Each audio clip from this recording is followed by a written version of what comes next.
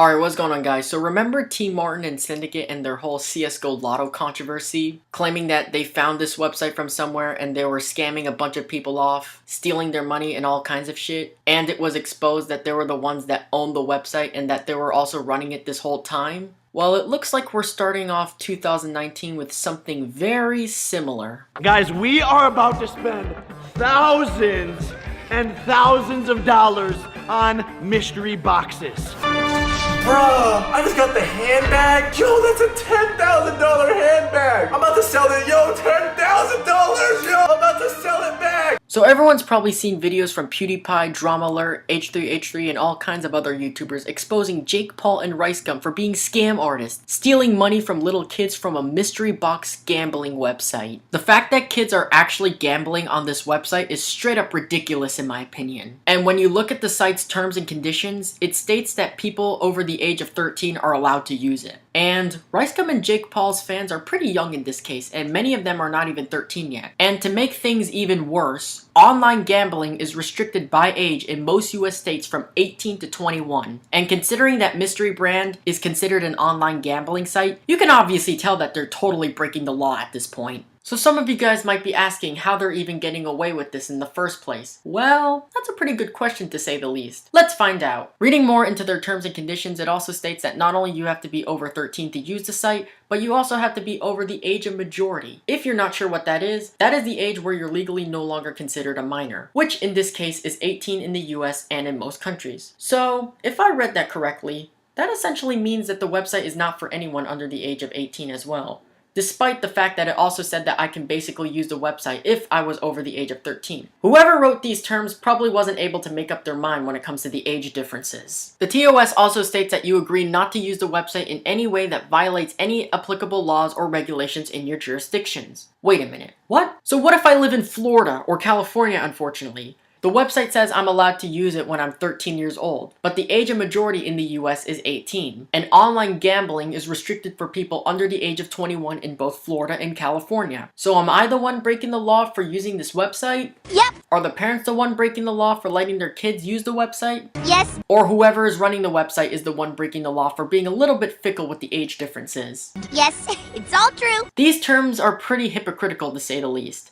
Not only they're breaking the law for allowing kids under 18 or 21 to gamble, but they're also covering their asses by saying that you have to be over 18 or whatever the age of majority is in your country to use the fucking website. Now, if you look at the titles of both of the videos that they uploaded, the clickbait titles are, well, actually clickbait titles. How I got AirPods for $4. I spent $4 for this? Yo, I just finessed the website. $4 AirPods. I'm not even gonna sell it back. I'm gonna ship this to my house right now. Or this one, for example. I spent $5,000 on mystery boxes and you won't believe what I got. Insane.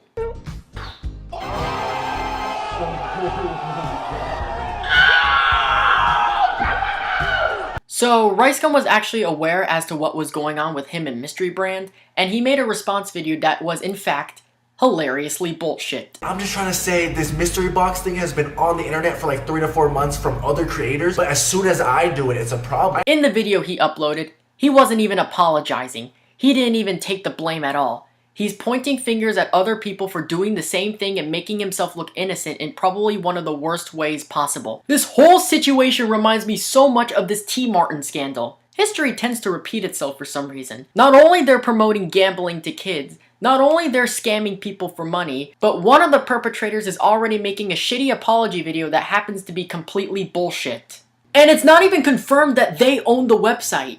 And this is why I still think the T. Martin and Syndicate situation was worse.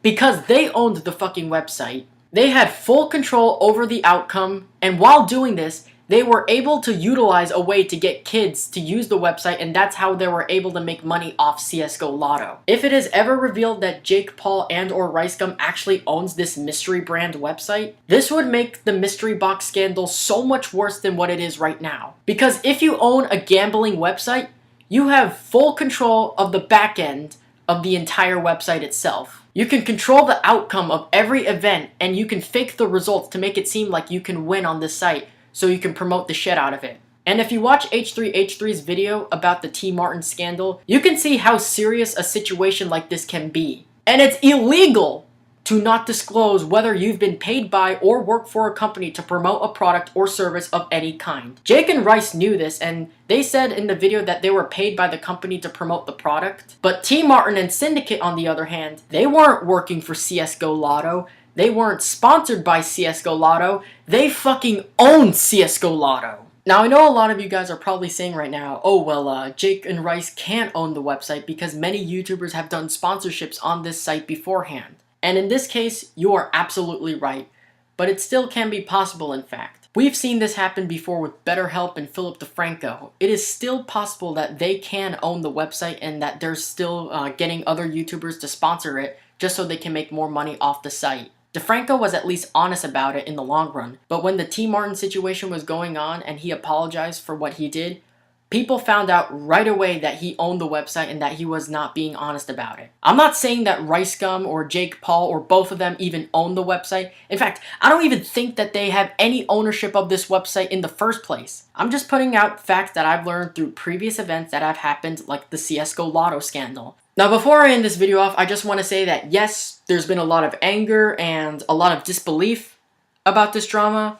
I feel just as pissed and baffled as you guys are, and I understand both of those feelings. And I know there's a lot of people that are just trying to say that, well, 2019 is already fucked up. And to that, I say no.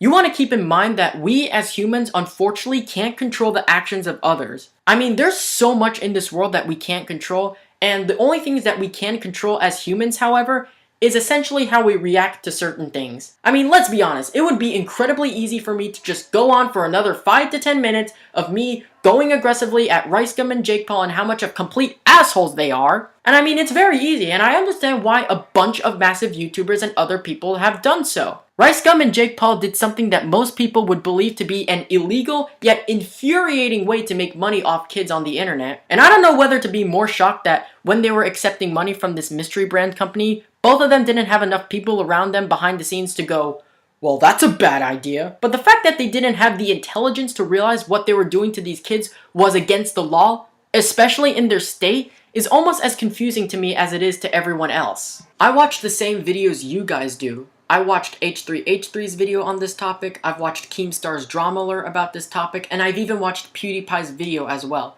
Even though this video is not going to get the same attention as the other content creators because I'm not a big YouTuber or anything, at least I'm still talking about something that is pretty much relevant as of now. I was even told that making a video about certain topics that everyone is talking about can basically get you views. Anyway, that's it for today. If you guys enjoyed the video, be sure to leave a thumbs up, and if you're new around here, be sure to subscribe and don't forget to turn on those notifications. Thank you so much for watching, and I'll see you guys in the next one. Peace!